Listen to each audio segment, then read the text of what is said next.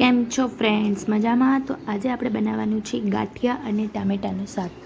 આ શાક ટેસ્ટમાં ખૂબ જ સરસ લાગે છે અને ડિનરમાં ઇઝી અને 5 જ મિનિટમાં બની જાય એવી સરસ મજાની રેસીપી છે. તો એના માટે આપણે એક પેન લીધું છે. એક પેનની અંદર 3 પાવડા જેટલું તેલ લેવાનું છે. તેલ આવી જાય એટલે આપણે એમાં 1 ચમચી જેટલી રાઈ એડ કરવાની છે. રાઈ તતળી જાય ત્યારબાદ આપણે 1 ચમચી જેટલું જીરું એડ કરવાનું છે. આ શાક બનાવતા ખૂબ જ ઇઝી રેસિપી છે અને થોડી જ વારમાં બની જાય છે. જીરું થઈ ગયા બાદ 1 ચમચી જેટલી હિંગ, વાટેલું લસણ અને એક ટામેટું ચોપ કરીને એડ કરવાનું છે. હવે ટામેટું ચડે ત્યાં સુધી આપણે મસાલા કરી લઈએ. 1 ચમચી જેટલી હળદર, 2 ચમચી જેટલું ધાણા જીરું પાવડર, 2 થી 3 ચમચી જેટલું લાલ મરચું પાવડર અને સ્વાદ અનુસાર નમક એડ કરી આ બધું જ આપણે મિક્સ કરી લઈશું. હવે આની અંદર ટામેટાં ચડે એટલા માટે આપણે 1 ગ્લાસ જેટલું પાણી એડ કરીશું અને આ શાકને થોડીવાર ઉકળવા દઈશું.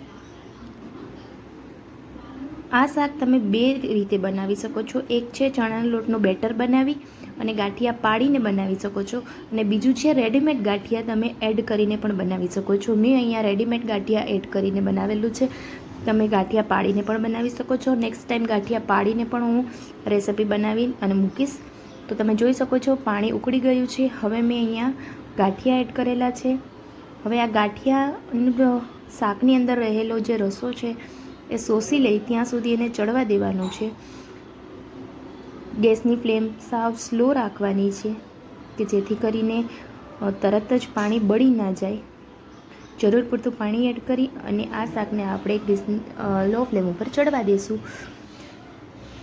5 થી 10 મિનિટ ચડ્યા બાદ રેડી છે આપણું ગાંઠિયા અને ટામેટાનું શાક, જે પરોઠા, રોટલી કે રોટલા સાથે સરસ લાગે છે. તો જો તમને આ રેસીપી ગમી હોય તો મારી ચેનલને લાઇક, શેર અને સબસ્ક્રાઈબ કરવાનું ભૂલતા નહીં. જય માતાજી ફ્રેન્ડ્સ.